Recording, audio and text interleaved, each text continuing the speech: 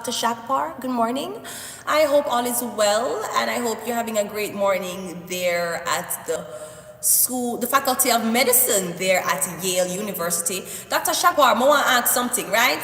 Because you were talking while we were doing the class on Coursera, you were talking about the whole clinical trials, Dr. Shagpar, and I want to add something. Obviously, clinical trials, when it comes on to cancer research, is fundamental for the progress of finding out how to quickly and effectively treat all types of cancer, especially cancer that are most common, which is stomach, breast, prostate, right? Okay, cool. All right, among other, okay, and lung cancer, right? Because of the smoking, right? So Dr. Shagpar was talking about clinical trials. People getting involved. All of these stuff. Why only can't take the inmates and do this? Why only don't sign a deal with the government? Because the government has signed very terrible deals in the past. Only if you use the prison inmates them as studies for clinical trials for cancer research.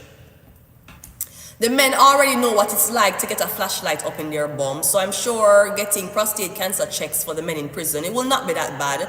They're even wider when it comes on to seeing if they're smuggling drugs or not. Some they can be denied painting the inside of the buildings, but they should not be denied getting free healthcare here in Canada, right? Only can take the girls them for breast cancer research. Put a little money on them books so they don't have to pay them usual clinical trial things. And usually clinical trials are not something that pays you. It's supposedly for research. It's to give back, like giving blood.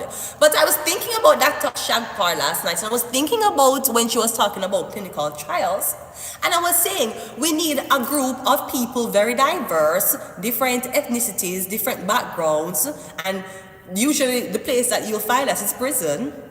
And run clinical trials, a 5-year clinical trials on these prisoners, these inmates. We're not telling you to treat them like animals or you're testing things on them. That's not what we're saying. It's basically following up. The inmate women will follow up on mammograms, breast routine checks for cancer growth. Same with the men. The men, because prostate cancer affect the men them young. Some men get prostate cancer at 30. You don't get them things until 50, but age, family history, and all of these things, genetics, will contribute to who have cancer, where them have cancer, and how fast it will. See them how she love to touch. Sit down pan cartel till cartel broke, and she want back it up like a truck.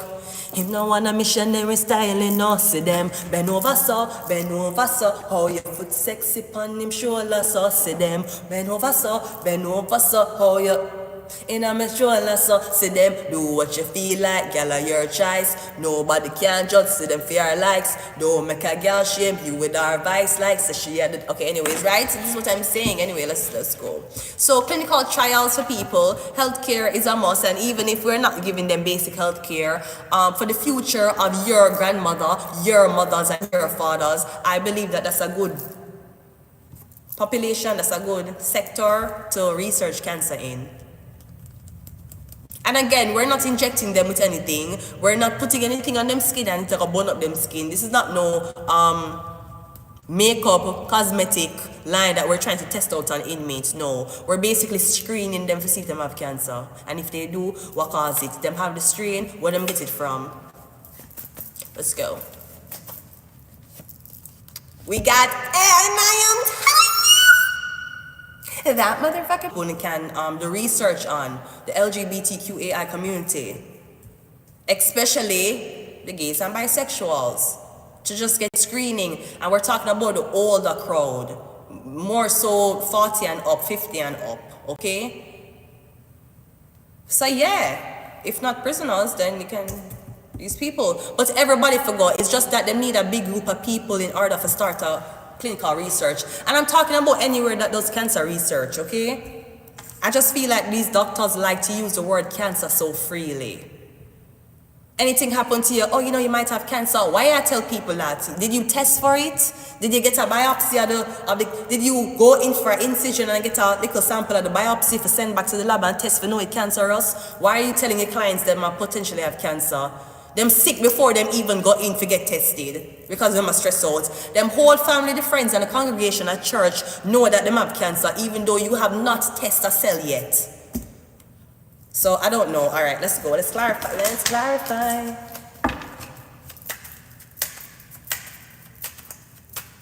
We got the Three of Pentacles, Three of Cups coming out first. Now that's clarifying aliens. So I'm getting the women, the femme, le fille, la femme, the women. I'm getting something about women. So this could be breast cancer. Something about breast cancer.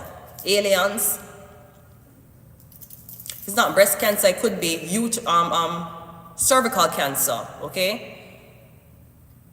Now, other than the stomach cancer and the lung cancer that a lot of people face, yeah, I'm getting something about women. A big population of women, a lot of women coming for. Women, get your pap smear. I hate pap smears. I fucking hate it. There's a lot of things I rather do than get a pap smear. It fucking hurts, and I don't know why doctors have not come up with tools that won't open you up as fucking hard. I'm getting pap smear, only if you're getting a pap smear every single year. I am due to get one. I just need to find a trustworthy doctor, because these doctors here are trifling as fuck, right? So I'm getting something about a pap smear. Women who need to go for the pap smear, especially for the sexually active, when they have to go for pap smear. Things like HPV viruses and all these things can cause an overgrowth of cells in your uterus lining, ladies. Also breast cancer. Remember, forgetting the day. We'll not have to get mammograms, but we can do self-administrative for check, right? Or we can go to the doctors for check about that. Also, periods is something to watch. Menstrual cycles. If it off, if it clump, if it hurt. I'm getting something about women, women's health, women's reproductive health. Yes, the man them too. We need men. But sweetie, even if you cut off your penis and you get a vagina, your rectum is up in your ass, you still can't get prostate cancer. That's why it's important that when you go to the doctor, you're honest with the doctor about what the fuck you are, because we need to know how to treat you. What are the chances of a transgender person coming into a doctor's office and saying, "Doctor, I have cervical cancer"? Are you sure? Yes, I do. I have cramping in my stomach region and my back, and I think it's cervical cancer. And when the doctor checks, the doctor see that, this look like an artificial vagina. This could not be cervical cancer. And if the doctor tells you that, oh, sir, it could not, ma'am, it can't be cervical cancer because you don't have an actual cervix, I'm going to cuss you until you're insensitive.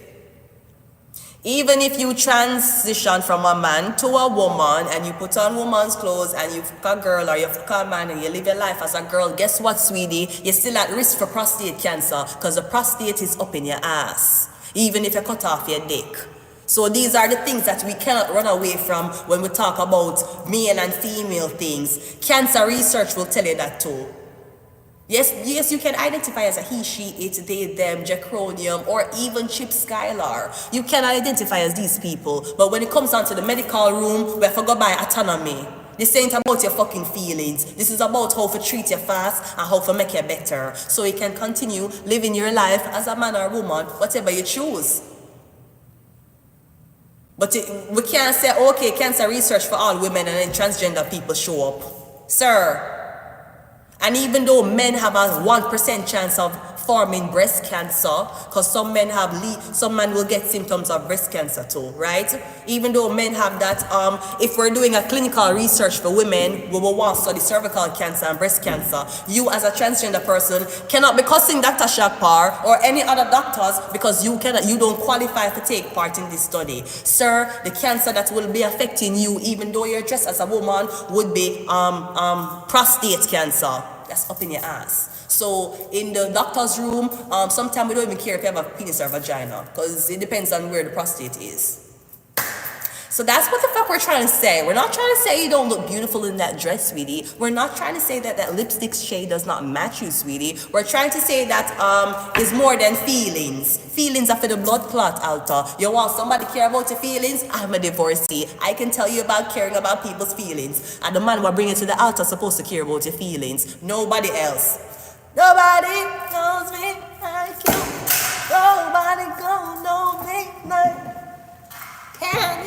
okay, let's go. So making some about women's health, women's reproductive health. What is program? Program is the hermits. But here's a man. The man. So the man wants to host a program about women. How do women feel being told about their body by a male doctor? Because the male doctor still has the credentials. He still understands the autonomy of a woman, but can he really educate you? Now, to be honest, I have no problem with male doctors. Even if you have to strip me down, even if you're doing a pap smear on me, I have no problem with male doctors. Some women will be like, absolutely not. Some women who have boyfriends will be like, no, it's a but I'm not a man. I'm single. I'm single and divorced and childless. I have a lot of options to choose which hell I want to go, right? Okay. Me not a problem with man doctor or give me pap smear them. Me not a problem with man doctor. Some women might, aliens, women, so maybe that's something that is that women want to talk about. I am not a feminist. I have never claimed to be a feminist, and I don't know who is mixing up my name telling people I'm a man hater. I am not. I love men, especially their dicks, right? But yeah, I'm getting a man here. The program is going to be run by a man for women's health. I don't know how you feel about that. No, this could be something about a gay man running a foundation for women's health. But me getting a gay. So you're gonna want your women LGBTQAI queer friends come. And we cannot check if they have breast cancer because they don't have breast glands. Pictures and videos is clarified by the Ace of Pentacles. Again, them can get a little donation. They can get an Amazon card. If you're dealing with prisoners, put a little money on them books for the week when them participate in the clinical trial. LGBTQAI plus is clarified by the Strength card. So I'm getting something about a Leo. Something about a Leo have prostate cancer.